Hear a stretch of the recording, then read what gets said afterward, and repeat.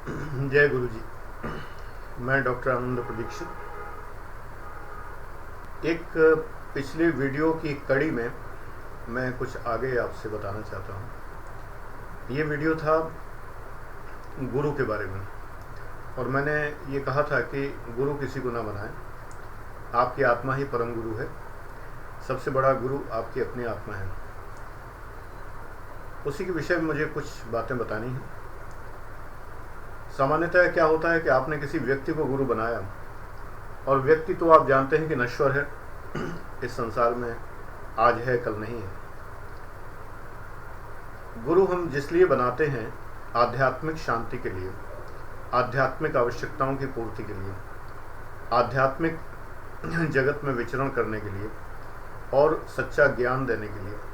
हर ज्ञान का मार्ग एक ही जगह ले जाता है कि माया मोह की बात आ जाती है, और युवावस्था में बड़ी अजीब लगती है कि अभी माया मोह कैसे छोड़ें, अभी तो भोगने के दिन हैं।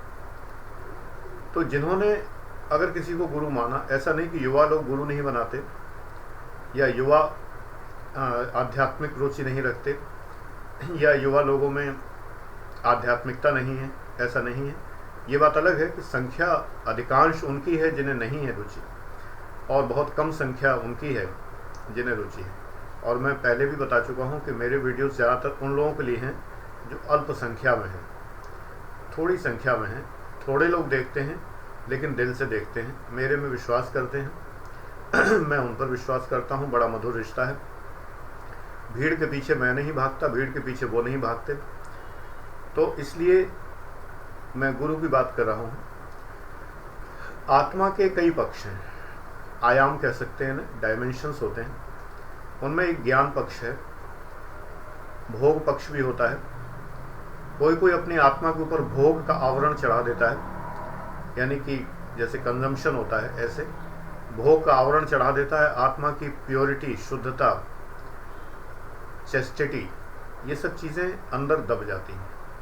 और कोई कोई जो है ज्ञान का आवरण चढ़ाता है, तो आत्मा तर्क में डूब जाती है। ज्ञान भी उतना ही खतरनाक है जितना अज्ञान।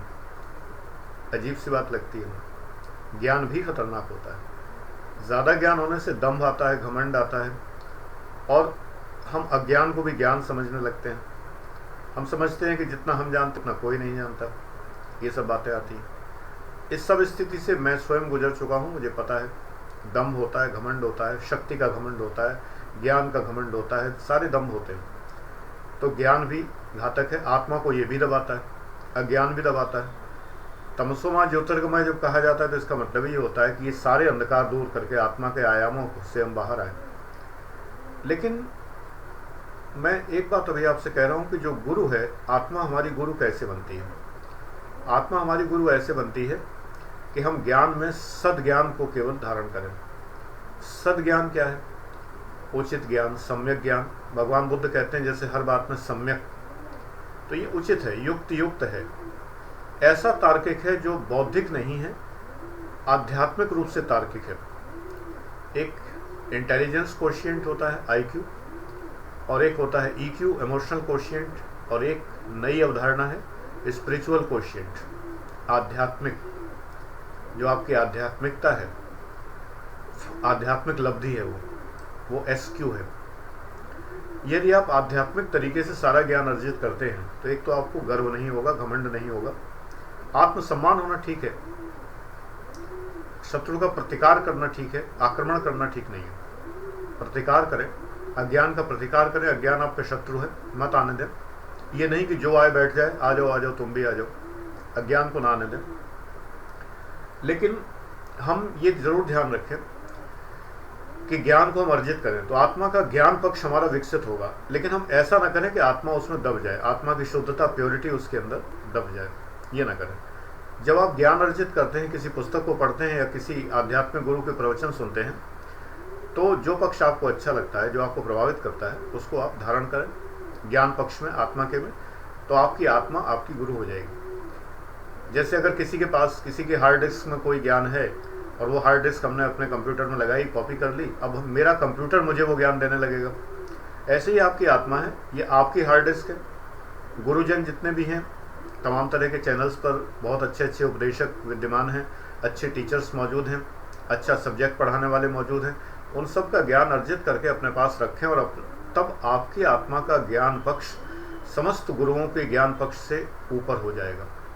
इसलिए कि समस्त गुरु आपको जो ज्ञान देंगे उस ज्ञान को संचित आपने कर लिया है और अच्छी अच्छी बातें संचित करके कोई बहुत बड़ा ज्ञान कुंड आपका जो है पैदा हो जाएगा और आप एक थिंक टैंक की भांति कार्य कर सकते हैं। एक गुरु बनाएंगे तो उसी गुरु के अनुसार चलेंगे, अंधश्रद्धा रखेंगे तो गलत होगा। दूसरी बात है, व्यक्ति अगर गुरु है तो व्यक्ति की मृत्यु भी होती है। जिन लोगों ने, सोचिए कि कुछ हस्तियां, कुछ इतने अच्छे उपदेशक रहे हैं, उनको गुरु बनाया, उनमें अखंड अगाध श्रद्धा रखी, नाम लेने की ज़रूरत नहीं, आप सभी लोग जानते हैं। जब उनके ऊपर आपराधिक मुकदमे चले, वो जेल गए, तो उनके दिल कितने टूटे होंगे, कितना उन्हें कष्ट हुआ होगा। कुछ लोग आज भी उनके भक्त हैं, मानते हैं कि नहीं, उन्हें गलत फंसाया गया। जो भी हो, मैं इसमें नहीं पढ़ता, न्याय करना न्यायालय का कार्य है, हम आप कोई नहीं होते इस मामले में अपना वर्डिक्ट देने वाले। लेकिन मुख्य बात यह है, उनकी प्रीचिंग्स में तो कमी नहीं है, प्रीचिंग्स में कोई कमी नहीं, उन्होंने गलत बातें नहीं सिखाई हैं। अगर आपने केवल उनकी बातें सीखी होती खाली, तो आपको ये अफसोस नहीं होता कि उनके साथ क्या हुआ। अचानक संत निरंकारी चले गए, अचानक महाराज जी, आशुतोष जी महाराज समाधि लीन हो गए, शिष्य मानते हैं कि मृत्यु नहीं हुई है। अचानक ऐसी घटनाएं हो जाती हैं, शिष्यों को बड़ा ही धक्का लगता है। सत्य साईं बाबा और तमाम, मैं जानता हूं पर्सनली उन लोगों को जो इनके सबके भक्त रहे हैं। बहुत से लोग तो मानसिक रूप से विक्षिप्तता की स्थिति में आ गए जब सत्य साईं बाबा गए। तो ऐसा ना आने दें, जीवन है, आप शिक्षाएं ग्रहण करिए सभी की। मैंने कृपालु जी महाराज को सुना, इतना अद्भुत ज्ञान है, आज इस संसार में नहीं है, इतना अद्भुत ज्ञान है। जो वृंदावन में मंदिर है, प्रेम मंदिर, मेरे ख्याल से उन्हीं का है शायद, और मैंने उन्हें सुना, बहुत प्रवचन उनके सुने टीवी पर। मैं हिलता कहीं नहीं अपनी जगह से, जाता कहीं नहीं हूँ मैं यहीं सुनता हूँ सब कुछ। तो सुने, वेद शास्त्रों का, पुराणों का अद्भुत ज्ञान है, अद्भुत इंटरप्रिटेशन है, स्मरण शक्ति बहुत अच्छी है। ये नहीं है कि टेलीप्रॉम्प्टर लगा हो उससे पढ़ रहे हो, सब कुछ याद है एकदम, और हृदय में आत्मसात है। बहुत अद्भुत ज्ञान है, मैं उनका प्रशंसक रहा हूँ। उनका ज्ञान मैंने अर्जित किया, खुद भी पढ़ने की इच्छा हुई, डाउनलोड करके चीज़ें पढ़ी, देखा कि उनका इंटरप्रिटेशन बहुत अच्छा है। मुरारी बापू जी के प्रवचन रामकथा पर और सब पर मैंने सुने, रामायण पर, रामकथा पर, सभी पर सुने। बहुत सारी चीज़ें मैं सुनता हूँ, जो मुझे अच्छे लगते हैं उन्हें मैं सुनता हूँ, जो मुझे प्रभावित नहीं कर पाते मैं नहीं सुनता। मैं आलोचना किसी की नहीं करता, मैं उनके वीडियो के नीचे उल्टी सीधी बातें कभी नहीं लिखता। कुछ लोगों की कुछ बातें आपत्तिजनक सी भी लगी मुझे, और मुझे अपने संचित ज्ञान के आधार पर, उनकी तुलना में मेरा ज्ञान बहुत कम हो सकता है, लेकिन अपने संचित ज्ञान के आधार पर मुझे लगा कि वो जो बातें बता रहे हैं वो ठीक नहीं बता रहे हैं। लेकिन मैंने उस पर कोई कमेंट ये नहीं किया कि आपने ये बात ठीक नहीं की। विजय शंकर मेहता जी मैं रोज़ सुनता हूँ, जब मौका लगता मैं सुनता हूँ। जितने गुरु ग्रंथ साहब के पाठ के वेरिएशंस हो सकते हैं, जितने जपू जी साहब हैं, जो भी जिन जिन लोगों ने गाया है, एक ओंकार सतनाम जितने लोगों ने गाया है, जितने लोगों ने पढ़ा है, जितने संगत करने वाले, जितने भी ग्रंथी, जितने लोगों की यूट्यूब पर मुझे मिलते हैं, मैं भरपूर सुनता हूँ। बांके बिहारी जी के विषय में जितना कुछ मिलता है मैं सब सुनता हूँ, जहाँ जहाँ मिलता है। राधे रानी, बांके बिहारी, भगवान श्री राम, भगवान शिव, सभी सुनता हूँ। कोई भी ईसाई भजन भी मेरे पास है, मैं सुनता हूँ। और इस्लामिक नात, कव्वालियाँ और ईश्वरीय दैवी जो वर्णन हैं, जो मिस्टिक डिस्क्रिप्शंस हैं सूफीज़्म के, भरपूर सुनता हूँ, आनंद से सुनता हूँ, दिखावे के लिए नहीं, आनंद से सुनता हूँ। आनंद इसलिए कि जब वास्तविक आनंद आता है तो आदमी डूब जाता है। मुझे लगता है कि और धर्म की जानकारियाँ मुझे मिलें, और जो धर्म है, सेमेटिक, एंटी सेमेटिक रिलीजियंस वगैरह सारा पढ़ा, लेकिन मुझे समझ में नहीं आया ज़्यादा उनके, जो चूँकि वो यहूदी भाषाओं में हैं और सब में, जो मैं नहीं जानता। तो वो मुझे समझ में नहीं आया। जहाँ तक मुझे समझ में आता है उतना मैं पढ़ता हूँ, उतना मैं सुनता हूँ, तो उतना ही डूबता जाता हूँ। तो मुझे लगता है मेरी आत्मा का ज्ञान पक्ष समृद्ध हो रहा है, और जब ज्ञान पक्ष समृद्ध हो रहा है तो आत्मा से बड़ा कोई गुरु नहीं होगा। आत्मा अपने आप बता देती है। एक सेइंग है किसी की कि जब कोई कार्य आप करने चलते हैं तो जब आपके मन में एक भाव आता है कि कहीं कोई देख तो नहीं रहा, तो ये भाव कहाँ से आता है? ये आपकी अंतरात्मा से आता है। और ये अंतरात्मा जो है आपको बता देती है कि आप अनैतिक हैं, अनएथिकल या अनैतिक हैं, इमोरल कार्य करने जा रहे हैं। आत्मा तो गुरु है ही है। व्यक्ति अगर गुरु है तो अफसोस होता है जाने का। आत्मा तो अजर अमर अविनाशी है, आपके साथ रहेगी हमेशा। ऐसी प्रेमिका जो कभी साथ नहीं छोड़ती, ऐसी बिलविड जो कभी साथ नहीं छोड़ती, इससे बड़ा प्रिय कोई दुनिया में नहीं हो सकता। व्यक्ति अपने शरीर को प्यार करता है, आत्मा को प्यार करना सीखो। मन से आत्मा को प्यार करो। अगर आत्मा को रियलाइज करना कोशिश करोगे तो आप महसूस करोगे कि आप अद्भुत हो गए हैं, अनंत ब्रह्म में लीन होने जा रहे हैं, और आप ब्रह्म के साक्षात्कार कर पाएंगे। अकेले बैठेंगे तो आनंद आएगा। जब आपको अकेलापन घबराने लगता है, अकेलेपन से घबराहट होती है, इसका मतलब अभी आप आत्मा के करीब नहीं आए। जब आप किसी को मिस करते हैं तो इसका मतलब यह है कि अभी आप भौतिक रूप से व्यक्तियों के संसर्ग में हैं। आप क्या सोच रहे हैं मुझे पता है। आप सोचते होंगे कि इस उम्र में आके ऐसा होने लगता है, आदमी सठियाने लगता है, तो यही होता है। उसको लगने लगता है कि अकेलेपन को एंजॉय करो, कोई पूछेगा तो है नहीं, वैसे भी कोई नहीं, ऐसा तो है नहीं। आप लोग तो जानते हैं, मेरे YouTube के व्यूअर्स अच्छे से जानते हैं कि कितने लोग मेरे संपर्क में, और हज़ारों लोग मुझसे जुड़े हुए हैं और मुझसे प्रश्न भी पूछते हैं। कभी कभी मुझे इरिटेट भी करते हैं, और कभी कभी मुझे बहुत प्यार से भी पूछते हैं, कभी बड़े श्रद्धा और सम्मान भी देते हैं। सारे भाव मिल रहे हैं मुझे, तो दूर बैठे ही मिल रहे हैं। मुझे कहीं जाने की आवश्यकता नहीं, मुझे दूर बैठे मिल रहे हैं। तो ऐसा नहीं, भावनाओं कमी नहीं है। ये नहीं है कि भावनाओं कमी हो गई तो छोड़ दिया है। जैसे कि किसी को भोजन नहीं मिलना, वो कहे मैं भूख हड़ताल पे हूँ। राष्ट्र में जो भ्रष्टाचार चल रहा है, उस भ्रष्टाचार के लिए मैं चिंतित हूँ और मैं भूख हड़ताल पर हूँ। सच बात ये, घर में खाने का दाना नहीं है। ऐसी भूख हड़ताल को भूख हड़ताल नहीं कहते हैं। तो वही बात मेरी है कि मैं अगर आपसे ये बातें कर रहा हूँ तो इसलिए नहीं कर रहा हूँ मेरे पास भावनाओं की कमी हो गई है, मेरे पास मित्रों की कमी हो गई है, ऐसा कुछ नहीं। आप लोग हैं ना, सब लोग हैं। बात सिर्फ इतना है कि प्रेम के तरीके में अंतर आ गया है। जो विधि है, जिस विधि से प्रेम किया जाता है, उस विधि में अंतर आ गया है। पहले अटैचमेंट ज़्यादा होता था। मैं हमेशा कहता था, मेरी एक बात प्रसिद्ध है मेरे स्टूडेंट्स में, पुराने स्टूडेंट्स में, कि I accept your friendship then I am ready to miss you. I always said, मैंने हमेशा कहा है कि मैं तुम्हारी मित्रता स्वीकार करता हूँ। मैंने अपनी तरफ से कभी किसी को ये नहीं कहा कि तुम मेरे मित्र हो। मुझसे कहा गया हमेशा, ये मैंने हमेशा मेंटेन किया है। ईगो नहीं है। बात यह है कि बड़े और छोटे में उम्र में निश्चित रूप से मेरे स्टूडेंट्स मुझसे बहुत छोटे होते हैं, पुत्रवत या पुत्रीवत ही होते हैं। ये बात अलग है, मैं उन्हें मित्रता का भाव देता हूँ। तो अगर वो ही कहते रहे हैं, तो मैंने माना है कि हाँ आप मेरे मित्र हो, आप मेरे फ्रेंड हो। तब मैं हमेशा कहता था I am ready to miss you, क्योंकि मुझे पता है कि तुम्हें जाना है, या तो सिलेक्ट होके जाना है, या लड़कियों की शादी होके जाना है, या सिलेक्शन होके जाना है। लड़कों की नौकरी लगेगी तो जाएंगे, या वैसे जाएंगे। जाना तो है ही।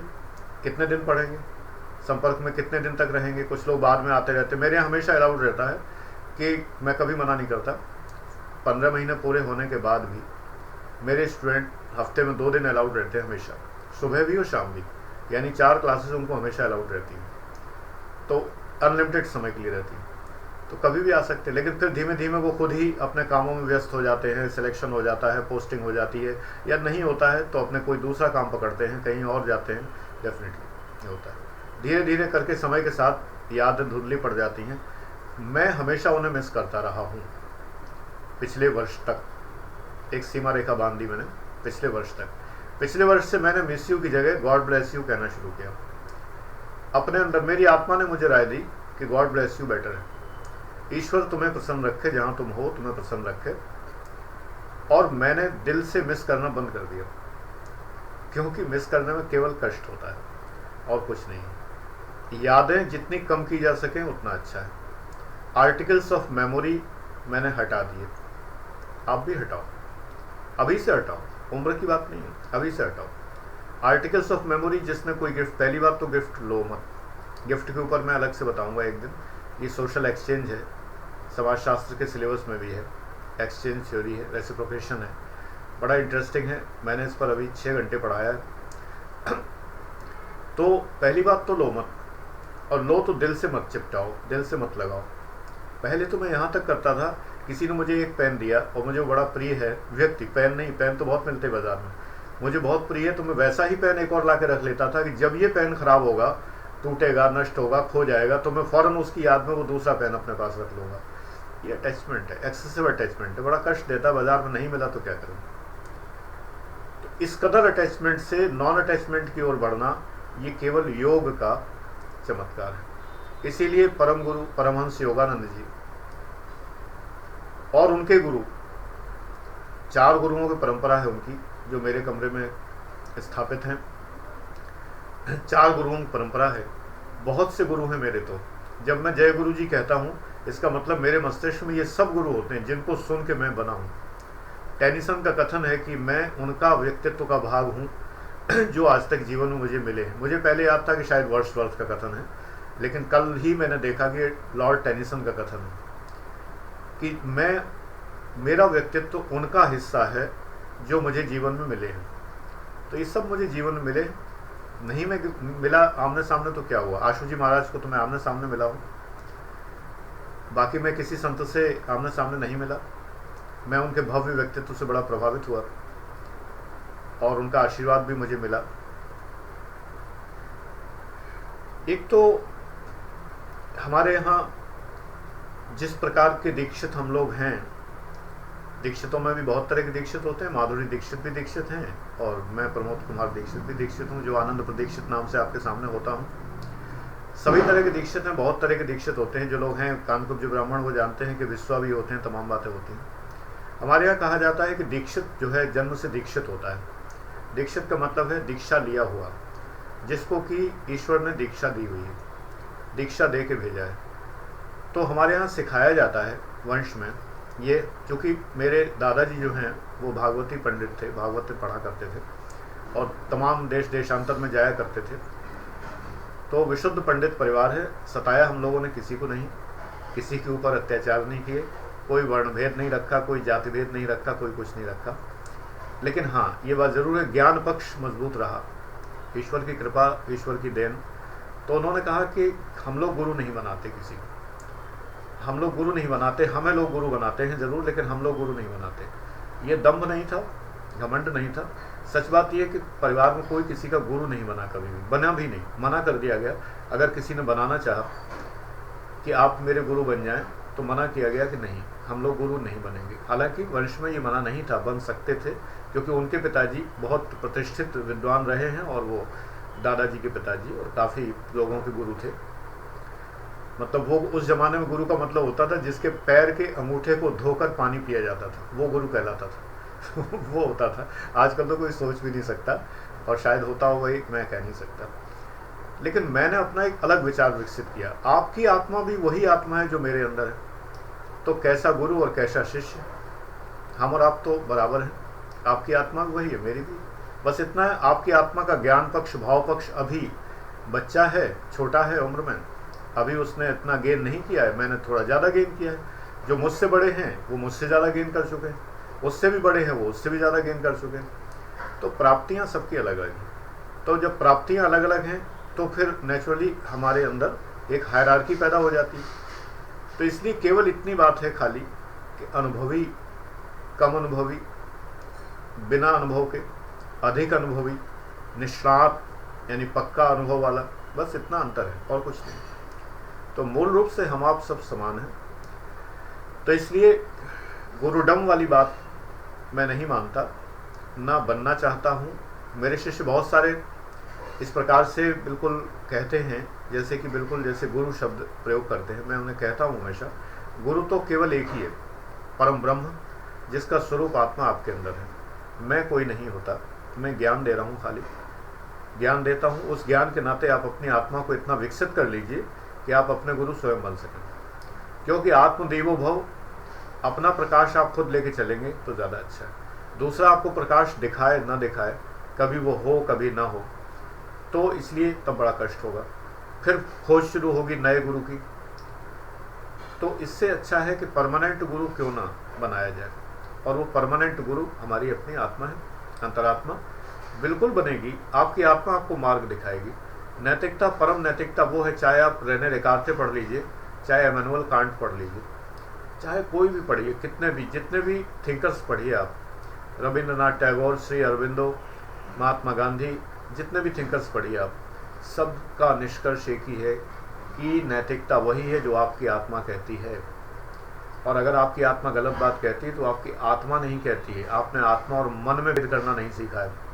अगर आपका मन कहता है तो आत्मा नहीं है, अंतरात्मा को पहचानिए। अंतरात्मा झूठ बोलेगी नहीं, गलत कहेगी नहीं कभी। सबकी अंतरात्मा, एक चोर की अंतरात्मा भी ये कहती है, डकैत की भी अंतरात्मा कहती है कि ये गलत है, जो उसे पता होता है। केवल इतना है कि मन हावी होता है। तो मन को हावी करते हम क्यों? सुख के लिए, लाभ के लिए। लाभ किसके लिए? शरीर के सुख के लिए। शरीर का सुख किस लिए? जीवन ठीक से जी सकें इसलिए। तो जीवन जीने की तो बहुत न्यूनतम आवश्यकताएं होती हैं, बहुत थोड़ी सी आवश्यकताएं होती हैं।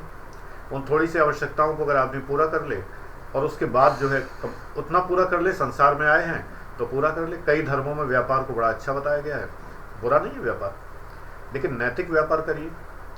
व्यापार को अच्छा बताया गया, व्यक्ति को व्यापार करना चाहिए ये कहा गया। तिजारत जो है वो अच्छी बात है, क्योंकि अगर हम तिजारत करेंगे तो जो हमें फ़ायदा होगा उस फ़ायदे से हम दान कर सकते हैं, अच्छे काम कर सकते हैं। अगर नहीं करेंगे तो कैसे? तो बस इतना है। तमाम साधु संतों की वाणियों में यही बात है कि मैं भी भूखा ना रहूं और अतिथि न भूखा जाए, साधु न भूखा जाए, मतलब वही अतिथि भूखा ना जाए, इतना ही बहुत है। तो अगर इतना आदमी कर ले तो जीवन इतने चैन से बीतता है जिसकी कोई लिमिट नहीं। कहा सब है संतों ने, केवल हम ध्यान नहीं देते। देख पराई चौपड़ी मत ललचावे जीव, ललचाओ मत दूसरे को देख के। होता ही हम इसी भूनते रहते हैं, इसी ईर्ष्या में भूनते रहते हैं, उसके पास ही है, उसके पास ही। मैं पहले वीडियोस में बता चुका हूँ, मैं दोहराऊंगा नहीं इस चीज़ को, लेकिन आप अपने मन से ईर्ष्या निकालिए। जलिए मत, प्रेरित होइए।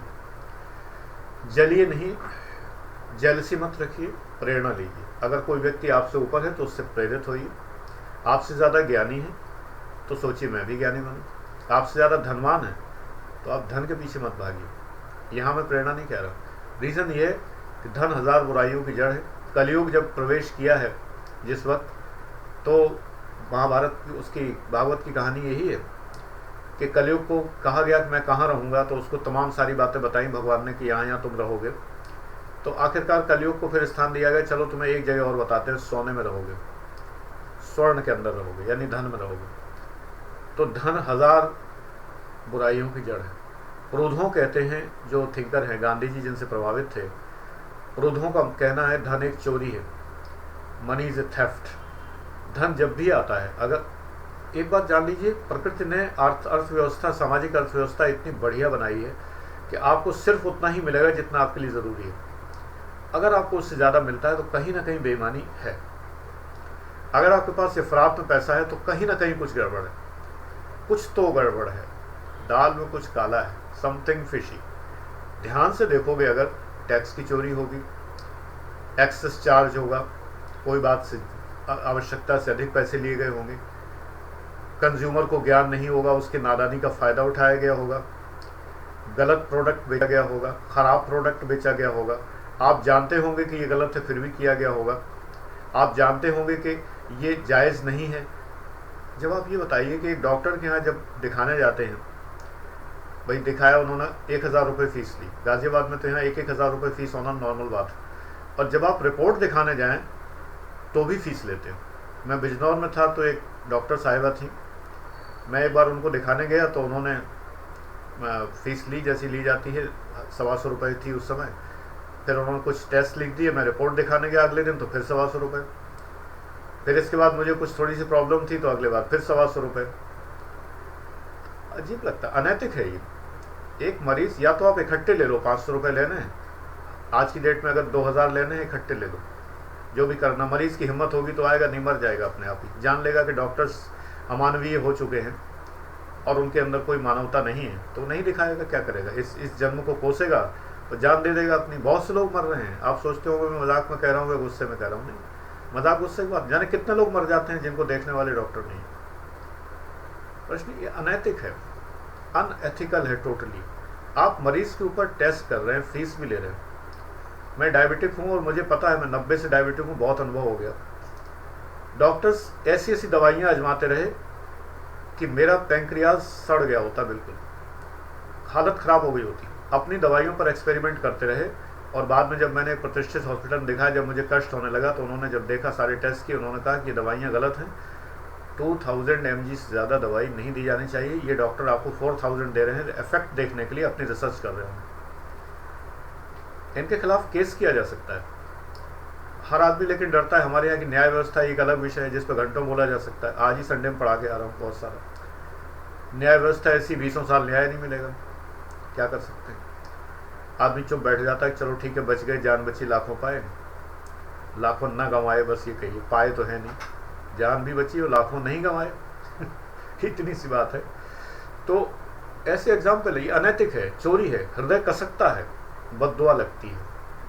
ऐसे में ये लगता है कि हर बार आप 800 रुपये फीस ले रहे थे, वो मान्यवर 800 रुपये फीस लेते थे एक बार के, अगर आपको जल्दी दिखाना है तो और 1200 दीजिए, नहीं तो लाइन में लगे रहिए। ये सब करते हैं, ये अनैतिक है, अनएथिकल है टोटली। CSR कहा जाता है, कॉर्पोरेट सोशल रेस्पॉन्सिबिलिटी। मैं कहता हूँ क्या इंडिविजुअल सोशल रेस्पॉन्सिबिलिटी नहीं है कोई भी? व्यक्ति का सामाजिक दायित्व नहीं है कोई। व्यक्ति का सामाजिक दायित्व ये है कि वो उसके पास जो है उसको थोड़ा शेयर करे। अगर धन है तो कुछ धन शेयर करे, ज्ञान है तो ज्ञान शेयर करे, स्किल है तो स्किल शेयर करे। अगर 10 लोगों से पैसा ले रहा है तो एक से ना ले, ये उसे करना चाहिए, सामाजिक उसका कर्तव्य है। अगर नहीं करता तो धन एक चोरी है। रुधो एकदम सही है, धन एक चोरी है। किससे चुरा रहे हैं? समाज से चुरा रहे हैं। तमाम लोग करते हैं। मैंने तो एक एग्जाम्पल लिया, किस पेशे का, जिस पेशे का कहिए उस पेशे में एग्जाम्पल मौजूद है। स्कूलों में बच्चों को वहीं से यूनिफॉर्म खरीदना है, वहीं से बस्ते खरीदना है, वहीं से किताबें खरीद, वहीं से कॉपी खरीदना, भरपूर फीस भी लेना है, केवल इसलिए कि आप अपने बच्चे को प्यार करते हैं। तो आप अपने बच्चे को एक अच्छे स्कूल में पढ़ाना चाहते हैं तो भरपूर उसको जो है, एक्चुअली चार्जेस होना अलग बात है, ओवर चार्ज होना अलग बात है, ये अनैतिक होता है। ओवर चार्ज होना अनैतिक होता है। तो बात कुल मिला के ये है, मैं प्रयास करता हूँ हमेशा, ठीक है मेरी जो फीस है वो है अपनी जगह, मैं उसके बदले में भरपूर देता हूँ जितना हो सकता है। स्टूडेंट्स को किताबें नहीं खरीदने देता, मैगजीन अखबार नहीं खरीदने देता, सब कुछ देता हूँ, जितना हो सकता है सब देता हूँ। और बाद में भी कंटिन्यूसली उनके संपर्क में होता हूँ, उनकी पूरी केयर करता हूँ, सारी बातें। अब ये एक इंडिविजुअल है, किसी को बहुत ज़्यादा फीस लगती हो, कहे आप उपदेश तो बहुत दे रहे हैं, आप भी तो फीस लेते हो, वो मेरा ज़रिया है, एक ही ज़रिया है, वो ज़रिया है खाली। मैं उसके पीछे भाग नहीं रहा। मैं ये नहीं कर रहा कि अपना लेक्चर अधूरा छोड़ दूँ यूट्यूब पर, फिर कहूँ कि आंसर चाहिए। दिल्ली में किताबें बिकती हैं, हिस्ट्री के पेपर्स, ज्योग्राफी के पेपर्स, बड़ी प्रतिष्ठित कोचिंग के, आंसर नहीं होते, क्वेश्चन होते हैं खाली, और आंसर के लिए आप उनकी कोचिंग में एडमिशन लीजिए। अब आपने देखा क्वेश्चन तो बहुत लाजवाब, आंसर है ही नहीं। ऐसे धंधे में नहीं करता इस तरह के। अगर मैं आपके सामने हूँ तो दिल से हूँ, इसीलिए मैं कहता हूँ यूट्यूब व्यूअर्स से मैं एडमिशन के लिए कभी प्रेरित नहीं करता, क्योंकि मैं जानता हूँ कि ये माध्यम ऐसा है कि इसकी आर्थिक क्षमता ज़्यादातर लोगों की कम है। वो ज़्यादातर ये देखते हैं कि उनको बेटर चीज़ें मिल जाएं नेट पर, वही बेटर चीज़ मैं देने के लिए आऊँ, वही बेटर बातें देने के लिए मैं आऊँ। इसके पीछे ये नहीं है कि इसके नीचे चल रहा हो, कोई स्क्रिप्ट चल रही हो जिसमें लिखा हो कि अब ये ऐड आते हैं तो गूगल देता है, लेकिन मेरी कोई स्क्रिप्ट चल रही हो कि आप अगर ये इसी समय आप जो है ये ख़रीद लेंगे तो इतने सस्ते मिल जाएगा, स्टडी मटेरियल मिल जाएगा, नथिंग लाइक दैट। विश्वास करिए, मैं दिल से आपके सामने हूँ और आप भी दिल से मेरे सामने रहें, यही मैं चाहता हूँ। तो अपनी आत्मा को इतना विकसित करिए, ज्ञान पक्ष इतना विकसित करिए कि दम्भ न हो और आत्मा आपकी आपका गुरु बन सके। जय गुरु जी, और सभी ग्रंथों की जय जो कि सच्चे गुरु हैं। इसीलिए मैं कहता हूँ जय गुरु ग्रंथ साहब। Thank you very much for watching.